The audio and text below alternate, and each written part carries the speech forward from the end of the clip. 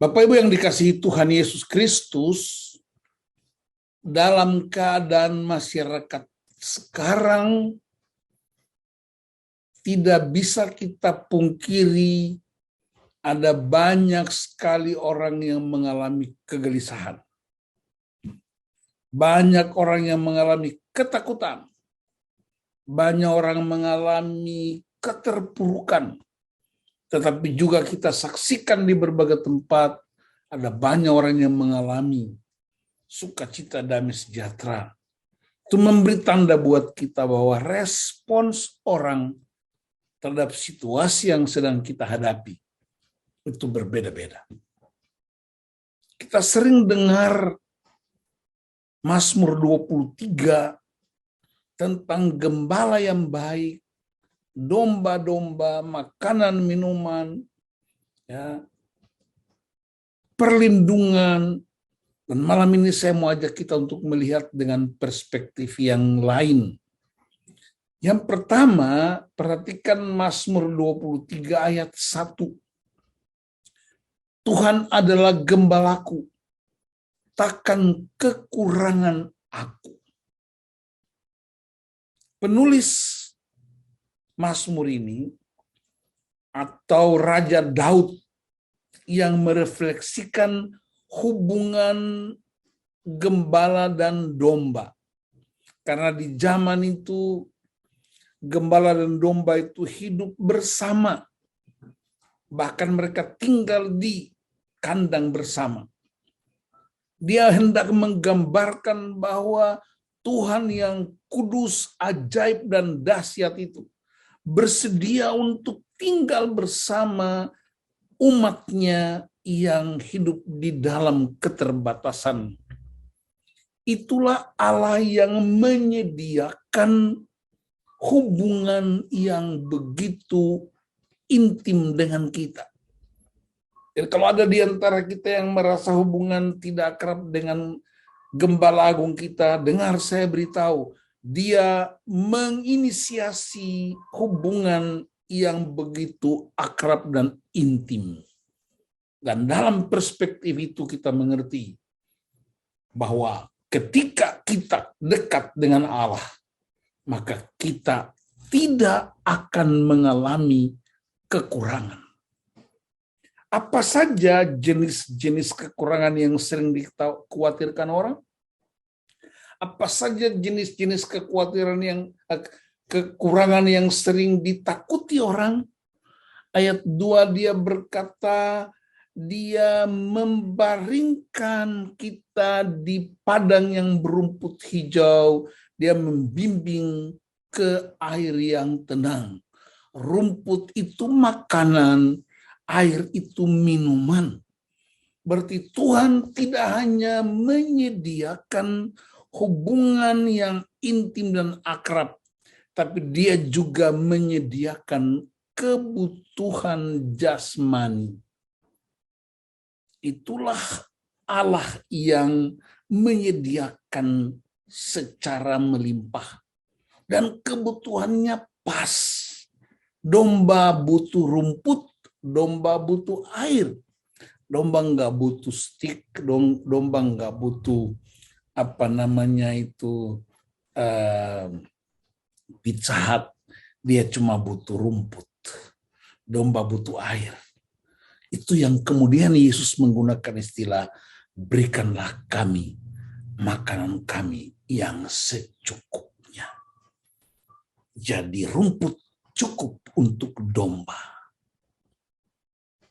Dan karena itu kekhawatiran, ketakutan, kecemasan tentang kebutuhan. Karena kita selalu ingin untuk lebih dari cukup. Dan perhatikan ayat ini. Dia membaringkan aku di padang yang berumput hijau. Seolah-olah Tuhan tuh kasih tidur kita, kata orang Ambon, di atas makanan kita sendiri. Haleluya. Sampai di tingkat itu, kita mau khawatir apa lagi? Kita mau mencemaskan apa lagi? Kita mau takut apa lagi?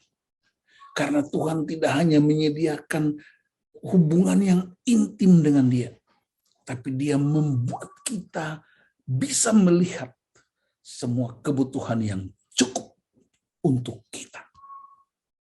Yang ketiga, pada ayat 3 dia bilang begini, ia menyegarkan jiwaku, ia menuntun aku di jalan yang benar oleh karena namanya.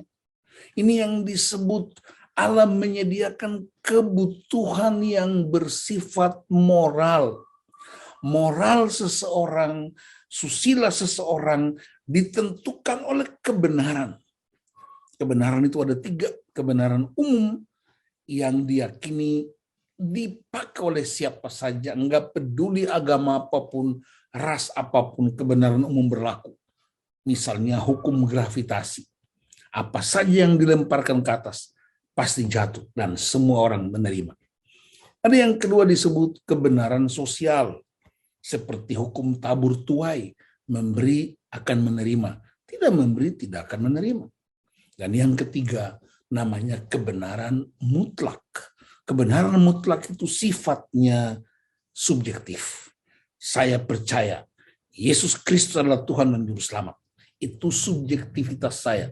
Dan tidak bisa dipaksakan kepada si A, si B, si C. Kecuali mereka akan melihat perubahan hidup saya dan mereka akan menerima kebenaran mutlak yang saya percayai. Itu yang disebut Allah menyediakan kehidupan, kebutuhan yang sifatnya memelihara relasi, memelihara hubungan, memelihara kekuatan moral.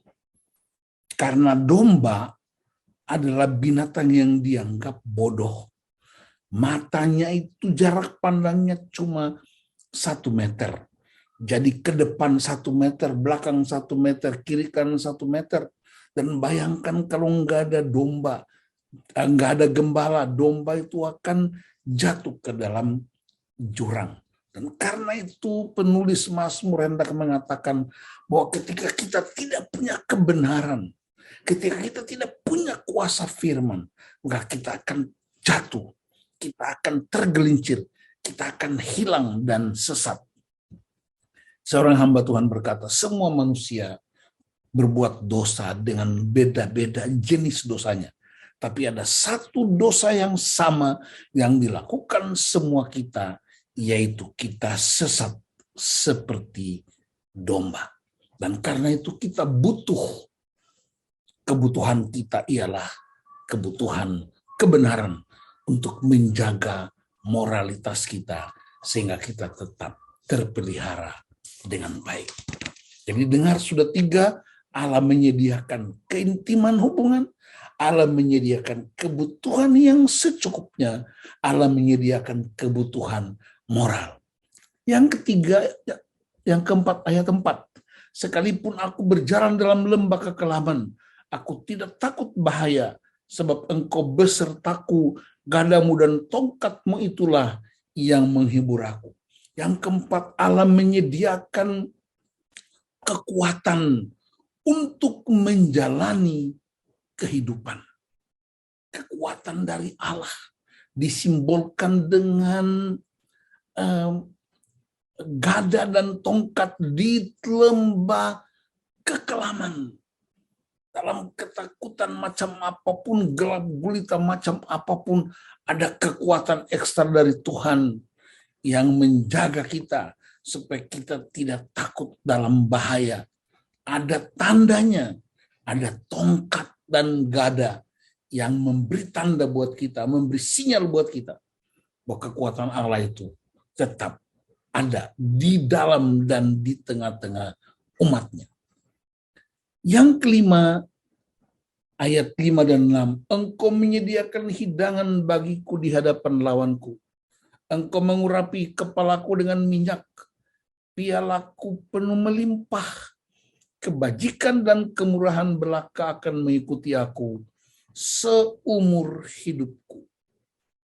Yang kelima, penyediaan Tuhan ialah persekutuan yang selama-lamanya, seolah-olah Tuhan itu adalah tuan rumah yang mempersiapkan segala sesuatu untuk menyambut tamu-tamunya, Ada saudara-saudara kita menyebut tamu Allah, tapi kita anak-anak Allah. Dan Bapa di sorga menyediakan hidangan, menyediakan kekekalan, menyediakan tempat yang begitu intim, dan kita bisa menikmati persekutuannya dengan value yang paling kuat, kebajikan dan kemurahan akan mengikuti aku seumur hidupku. Karena itu malam ini saya mau ajak kita yang mendengar firman Tuhan malam ini. Mungkin kita mengalami beban-beban kehidupan karena peristiwa COVID yang sekalipun sudah melandai, tetapi kita masih terpuruk dengan berbagai bentuk ketakutan, kecemasan, kekhawatiran. Apakah ada beban-beban hidup yang luar biasa? Ingat, kalau Tuhan jadi gembala kita, Dia menyediakan kebutuhan hidup kita yang melimpah. Dia menyediakan relasi yang kuat.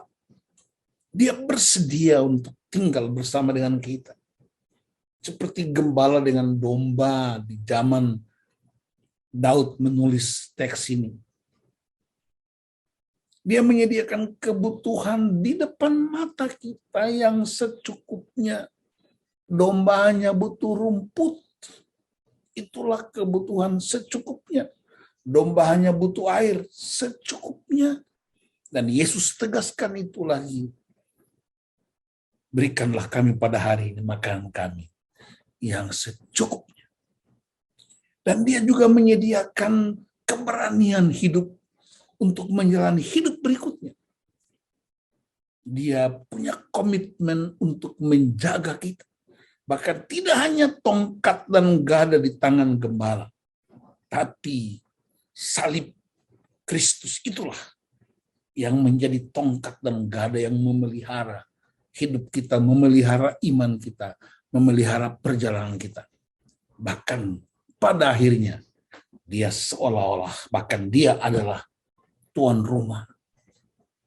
Sehingga Yohanes berkata, di rumah Bapakku banyak tempat. Dia sediakan tempat yang indah dan kita menikmati persekutuan kekal. Dalam konteks itulah saya ajak Bapak Ibu Jemaat untuk kita sungguh-sungguh ambil komitmen bahwa Tuhanlah gembalaku, takkan kekurangan aku. Ia membaringkan aku di padang yang berumput hijau. Ia membimbing aku ke air yang tenang. Ia menyegarkan jiwaku. Ia menuntun aku di jalan yang benar oleh karena namanya. Namanya menjadi garansi untuk kehidupan spiritual kita. Ia menyegarkan jiwaku. Ia menuntun aku di jalan yang benar. Dia sekali lagi saya tekankan, hanya nama Tuhan. Hanya namanya yang menjadi garansi. Tidak ada nama yang lain. Sekalipun aku berjalan dalam lembah kekelaman, aku tidak takut bahaya. Berarti setiap hari ada kekelaman.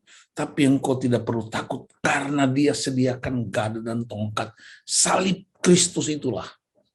Bahkan ada hamba Tuhan lain menyebutnya, firman Allah adalah gada dan tongkatnya. Bahkan ia menyediakan hidangan bagiku di hadapan lawanku, iblis. Mungkin orang Ambon bilang, dia telan ludah melihat anak-anak Allah menikmati hidangannya.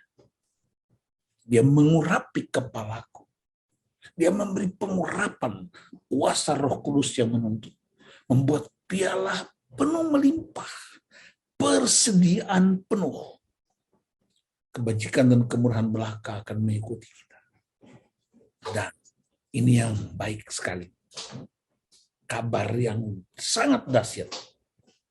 Aku akan diam di dalam rumah Tuhan sepanjang masa.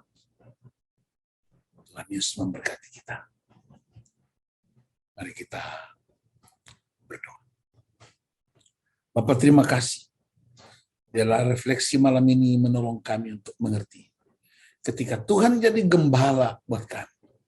Kami tidak hanya intim dan akrab, tetapi kami juga diberi persediaan yang cukup. Diberi jaminan keamanan. Diberi garansi, nama Tuhan jadi garansi kehidupan. Pemeliharaan penjagaan Tuhan sempurna. Dan bahkan ada janji kekal diam di rumah Tuhan sepanjang masa. Segala hormat kemuliaan buat Engkau Bapa, di dalam nama Tuhan Yesus Kristus. Kami bersyukur untuk peneguhan janji dan pengharapan yang kami miliki. Haleluya. Amin.